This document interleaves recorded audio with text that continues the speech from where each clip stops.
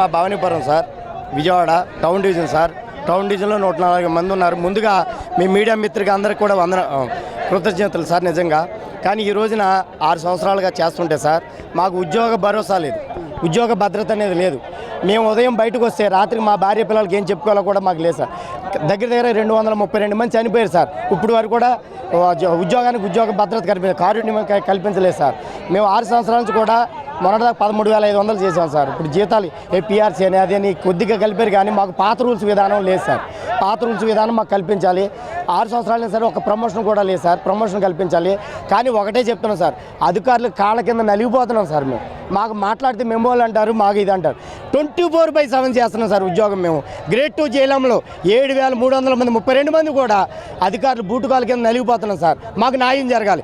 ఎన్నోసార్లు యూనియన్లు అందరూ కూడా విద్యాశాఖ మంత్రులకి కానీ గత ప్రభుత్వంలో ఉన్నప్పుడు కూడా ఈ ప్రభుత్వం వచ్చాక కూడా కాగితాలు ఇస్తున్నారు, కానీ మాకు ఏ విధమైన న్యాయం జరగలేదు సార్ ఈరోజు కూడా. కానీ ప్రతి ఉద్యోగానికి భద్రత ఉంది, కానీ మా ఉద్యోగానికి ఎటువంటి భద్రత లేదా సార్. మేము వీళ్ళలో మనుషులం కాదా?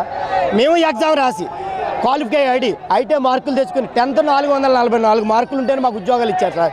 10th 500 మార్కులు దాటితేనే మాకు ఉద్యోగాలు ఇచ్చారు సార్. బీటెక్ ఎంటెక్లతో కూర్చుని మేము ఎగ్జామ్ రాస్తే మాకు ఉద్యోగం ఇచ్చారు సార్. చాలా కష్టపడి ఎన్నో ఎగ్జామ్లు రాసి కష్టపడి పాస్ అయ్యి వచ్చాం సార్. ఈ రోజునే ఏఈలే కానీ డిఏలే కానీ ఎస్సీలే కానీ వాళ్ళ కాళ్ళ కింద మేము నలిగిపోతున్నాం సార్. మాకు న్యాయం జరగాలి. మేము చేస్తాం, 24 గంటలు పనిచేయడానికే వచ్చాం మేము ఈ రోజున.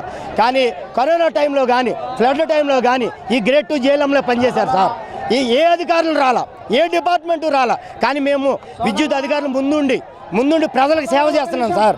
మాకు కనీసం ప్రమోషన్ లేదు, ఉద్యోగ భద్రత, మెడికల్ కార్డు లేదు, కుటుంబం ఎటువంటి భద్రత లేదు సార్. మేము భద్రత కల్పించమంటున్నాం అంతే.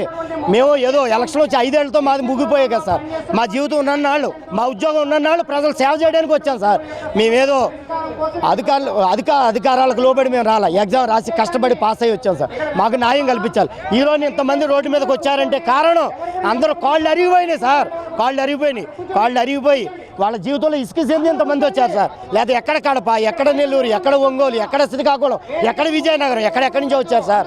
ఈరోజు మా కష్టాలు తెలియపరచడానికే మీరు మీడియా ద్వారా నారా చంద్రబాబు నాయుడు గారికి, లోకేష్ గారికి, మా విద్యాశాఖ మంత్రి గారికి తెలియపరచాలని మీడియా విద్యాశాఖ మంత్రి పిఠాపురం మన పవన్ కళ్యాణ్ గారికి కూడా తెలియపరచాలని, మా కష్టాలు తెలుసుకుని మాకు న్యాయం చేయాలని మేము మనస్ఫూర్తిగా మీడియా పూర్వకంగా కోరుకుంటున్నాం సార్.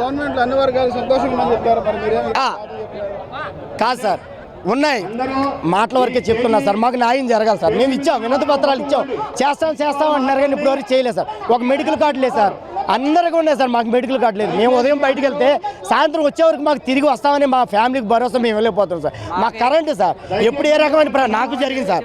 ఇదంతా 4 పార్టీ జరిగిపోయింది. ఇదంతా కళ్ళు కాలి, జుట్టు సగం కాలింది సార్. నాకు చాలా కష్టాలు పడుతున్నాం సార్. 232 మంది చనిపోయారు సార్. ఈ వరకు కారుణ్యమైన జరగల. ఉద్యోగాల భద్రత లేదు, ఒక మెడికల్ కార్డు లేదు, ఒక ఇన్సూరెన్స్ లేదు. ఏంటి సార్, మొన్నటిదా 13,500 కష్టపడ్డాం సార్. ఏ రకంగా 8,000 రూపాయలు 10,000 రూపాయలు అద్దెలు కట్టుకుని సిటీలో మేము ఎలా బతుకుతాం సార్? మాకు ఉద్యోగ భద్రత ఏది?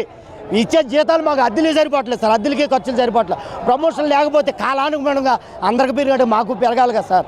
మా ఉద్యోగం భద్రత లేదు. మాకు కరెంటు ఉద్యోగం అంటే 24 గంటలు. కుంటి పేదవాడి కానించి మిలియన్ కోటీశ్వరుడు దాకా మా అవసరం ఉంది సార్. కానీ మమ్మల్ని గుర్తించట్లా.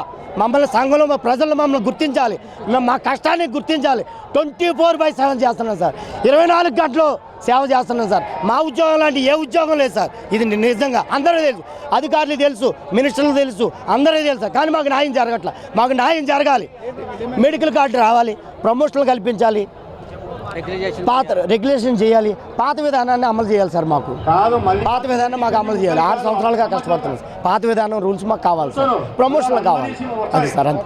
అందరూ మీడియా తరపున మీ అందరికీ కూడా ధన్యవాదాలు సార్. ఈ విషయాన్ని పై అధికారులాగా తీసుకెళ్లాలని అందరి సమక్షంలో అందరి తరపున నేను మాట్లాడుతున్నాను సార్.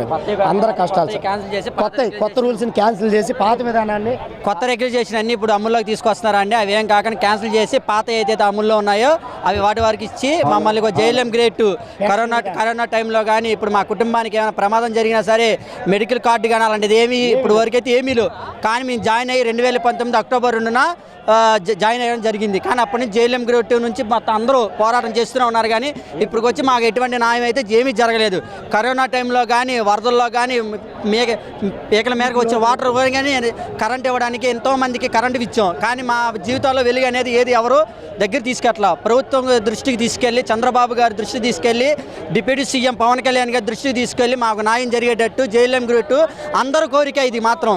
అది ఒకటి కల్పించాలని, మా కుటుంబానికి భరోసా మీరు కల్పించాలని ప్రభుత్వాన్ని 2 చేతులతో దండం పెట్టి కోరుకుంటున్నాము. ఇది మాత్రం మీరు ప్రభుత్వానికి ఎన్డీఏ కూటమి ప్రభుత్వానికి దృష్టికి తీసుకెళ్ళి మాకు న్యాయం చేయవలసిందిగా కోరుచున్నాం సార్.